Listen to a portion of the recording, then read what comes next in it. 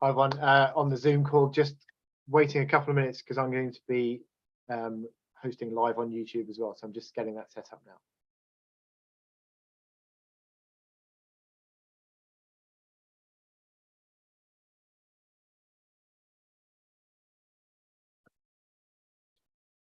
Well, hello everyone. Welcome to the webinar, the trading room webinar that we're going to be running every Wednesday at 4 p.m. UK time. So welcome to everyone who's new on the webinar, but also welcome to anyone who was on last week as well.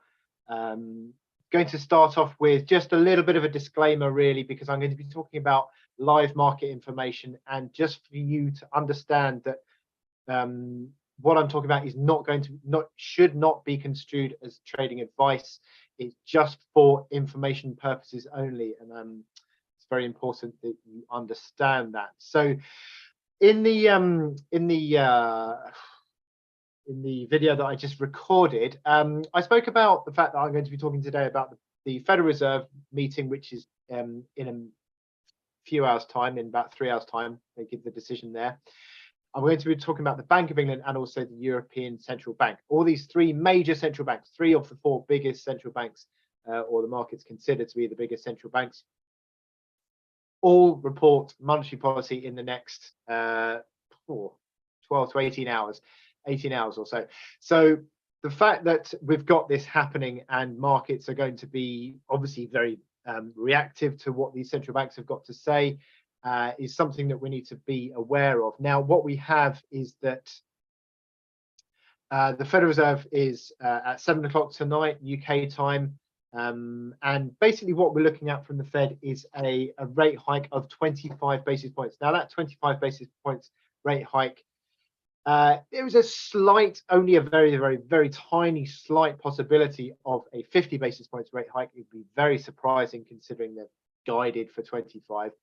But more importantly than that would be how the Federal Reserve then sort of guides towards the next rate hikes. Now, it's expected that the Federal Reserve will be hiking by 25 basis points tonight and a further 25 basis points in March. Now, the markets are fairly attuned to that, but also there is an increasing sort of understanding that however the Federal Reserve really puts its stall out, the markets are sort of looking beyond that and looking for the end of this tightening cycle, which again is expected to be in March.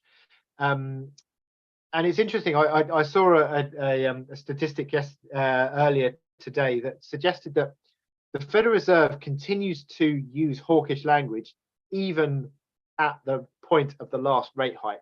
So markets sort of know that, and they'll be looking now for a much more data dependent view of how the Federal Reserve is going to move. And the inflation numbers have been falling over. The recessionary sort of data has been sort of mounting, although it's not all exceptionally negative. There has been a little bit of credit card data that's been positive in January, but generally speaking, the Federal Reserve is likely to hike by just 25 basis points tonight and again in March. Now, how does that affect the dollar? Now, dollar moves are going to be interesting because it could well be that the dollar reacts positively initially to any sort of hawkish lean from the Fed, but it's likely to be that it will be short-lived. And what you can see, this is gold actually, on euro dollar. On this IX1 trading platform, you see here, see how easy I can change it actually. Just as a little aside note, I sort of been using IX1 for the last few weeks, couple of weeks.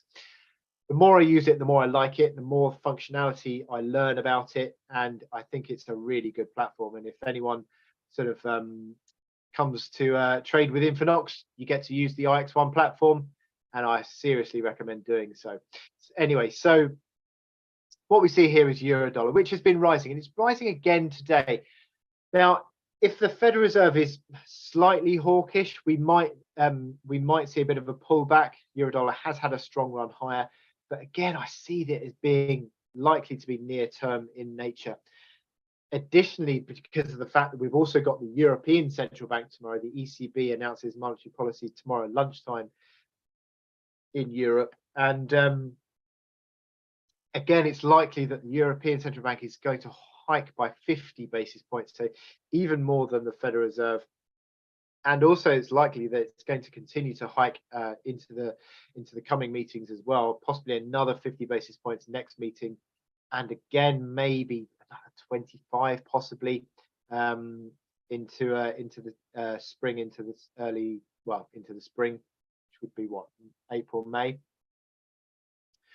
So that's likely to keep the euro supported in this nice recovery that we've seen. We've got this recovery that has gone quite a long way since September, October time, and it's really showing signs that it could easily continue. It's got this move that really has been breaking through resistance levels. Old resistance becomes new support. Higher lows, higher highs, breaking high, strong momentum. RSI momentum is in the mid 60s. That suggests strong momentum. So euro dollar is looking good, looking strong. And I think we could see certainly some more upside in the move that we've got on euro dollar. So certainly something that I'd be looking out for in the weeks to come. Very near term, you might get a little bit of volatility pulling euro dollar back if the Federal Reserve does sort of try to claim it's going to still be hawkish. But I think it would be short-lived. And I think that would be the important takeaway, that any downside in euro dollar is likely to be only near term in duration. So put the crosshairs on. You see you've got this breakout support. You've got the breakout of 107.30 to 107.65. That is a good area of support here on euro dollar. I'd be looking at that and thinking that is sort of the likely area that we're going to see support coming back to, potentially near term, that sort of area. If it got below the 104.75 area, that reaction there, that would be sort of the really decisive corrective moment, because that is a big sort of higher low that we have in place there. And if you start to break below that, which is, as said, unlikely, I think that's a deeper correction coming. But I think markets are likely to be contained around that 107.30 mark if you get any serious sort of corrective move on a near-term basis. I think that would be where it would be contained. Now, as I said, the European Central Bank is likely to hike by 50 basis points and signal further rate hikes to come. You've got inflation in the Eurozone, which has sort of come down a little bit on a headline basis, but core inflation is the important one. Core inflation is holding up, and the ECB needs to tackle that. Inflation projections still above 2% into the end of 2025, which would suggest the ECB needs to sort of maintain a tight monetary policy to tackle that. In certainly throughout 2023 is the likelihood. I mean, it might sort of stop hiking, but the likelihood is it will still keep rates pretty high, relatively, that is. So we're likely to see euro dollar still maintain a basis of support and push higher in the weeks to come. So a trend line in here, you can see that you've got this uptrend at the moment on euro dollar that could be tested tomorrow. But as I said, that support 107.30 to 107.65 is where we're looking, or where I'm looking at, to find a good basis of support if there is a corrective move on euro dollar. Now, the other central bank that we've got reporting monetary policy is the Bank of England. Now, the Bank of England, now this is an interesting one, because the Bank of England tomorrow reports at 12 o'clock UK time, 1 o'clock in Central Europe, before the European Central Bank by, what was that, an hour and a quarter. Bank of England is likely, and I say this likely, is likely to hike by 50 basis points, similar to the European Central Bank. But there is a fairly significant element of uncertainty as to how the voting makeup of the MPC, the Monetary Policy Committee, is going to have. Now, bearing in mind that last meeting you had one person voting for 75 basis points of rate hike. You also had 2 voting for no change at all. So 6 voted for 50 basis points. That is a committee that's all over the place. And ultimately that sort of leaves the door open for, again, what could potentially be a bit of a rogue rate hike of maybe 25 basis points. It's likely that the 50 basis points position is going to maintain the majority out of all that. But could it be that 25 basis points comes sort of into the picture? Maybe, maybe not. You'd have to have 5 of the 9 not voting for 50 basis points. So yeah, that might be a bit of a stretch, but yeah, watch for the voting makeup. You can see here on the INFINOX calendar that we have on the website. If I scroll to tomorrow, Bank of England currently expected to vote hike by 7 to 2. So you're like, I mean, that's just literally just for a hike, which means either 25 or 50. But that could be different in terms of the 25 and the 50 basis points. That would be interesting. The one to watch there. But yeah, back to this calendar. There's this is the Federal Reserve tonight. And nothing really tomorrow morning until the Bank of England. And then you've got the European Central Bank. And then a little bit of jobless claims and what was it? Factory orders for the States. Nothing too significant, but yeah, they're the main factors we are looking out for. So, okay, so what does this mean? Whoops. Where am I at? I am there. What does this mean for sterling dollar? So let's get the sterling dollar chart. Again, this is interesting. This is something I'm looking at on the technical basis. I think sterling is underperforming euro, and if you get, say for example, euro sterling up, you can see that euro sterling is moving higher again towards this test of resistance. Sterling underperforming euro. So I still think for now sterling dollar is positive. We can stick in a trend line. Reflects this. Still goes up. Higher lows, higher highs.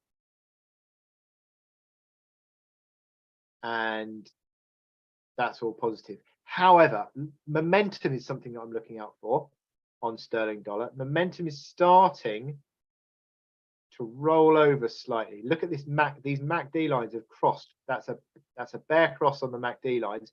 That is a near-term sell signal. Now, the last one we had of these bear crosses was here at the top, and then you got sort of a couple of weeks worth of correction. So this is something of interest, I think. Also, if you look on the stochastics, that is quite a significant fall over with a divergence as well. So something to bear in mind there is that these momentum indicators are starting to turn lower on sterling dollar. Nothing decisive yet on the RSI, but those MACD lines and the stochastics are looking like they are turning corrective. So this could be a retreat back to the uptrend. We've got a good basis of breakout support around the sort of 22 figure area. So retreat back towards 22 figure could easily be seen. You've got a support band sort of 21 figure up to 22, I would say. Underneath 21, it starts to look a little bit less positive. Then the big support is this 18 sort of 35, 1840 area on sterling dollar. If you break below that, that's a big top pattern, but I'm not looking at that yet. For now, I'm just looking at a retreat within this uptrend to possibly go. So they are the central bank decisions that we've got. Now, the other thing I was going to talk about was the gold price. Gold price continues to rally. And I said last week, was it the right time to buy gold? And I said, well, it looks as though that it could be due a bit of a pullback. It was a bit stretched on the RSI. It was a bit stretched on the RSI, and what it has done is it come back to the support of this uptrend and then gone higher again. Rebounded off that uptrend, gone higher. Rebounded off this 21-day moving average, this pink line here. So there's a good basis of support there. Now, market turns lower again, 1896. Key support, 1896 on a near-term basis. That would be a head and shoulders top pattern if the dollar strengthened and the Federal Reserve remained in a hawkish mood, then gold could well be pulled lower. If it closes below 1896, then that completes a head and shoulders top pattern, and then you're looking at 1840 area, possibly as a retreat. So that would be the risk there. This little head and shoulders top pattern here below 1896. Let me get you a little horizontal line there to show you the neckline of that pattern.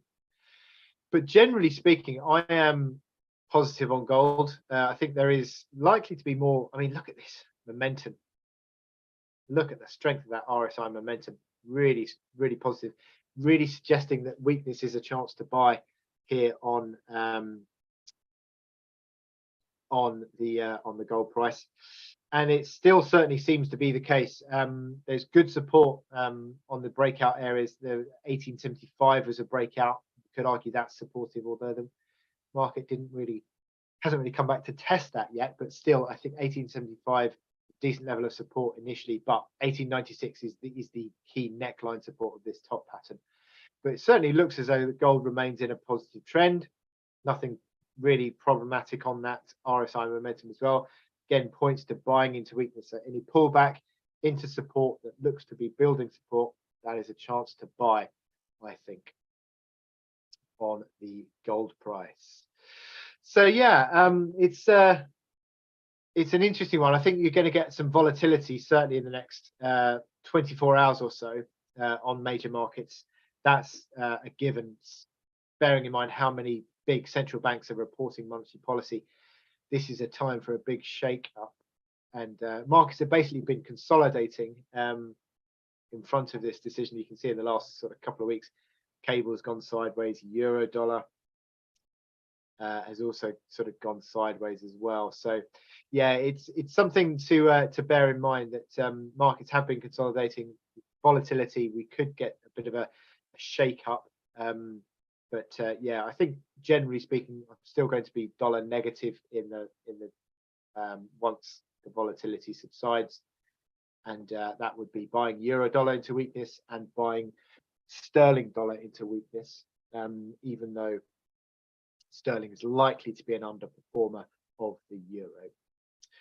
So yeah, thank you for coming today. Wish you good luck in your trading. Then this is, as I'll just remind you again, this is the IX1 trading platform, which, as I said, is our trading platform at INFINOX, our proprietary trading platform, which is, as I said, I think a very good tool for your trading, and something that anyone who trades with INFINOX will have access to. So something to think about there. So I wish you good luck in your trading. I'm going to leave you now with a short video advertising INFINOX, and I will speak to you again next week for more of the IX trading room. So yeah, speak to you soon. Thank you very much, everyone.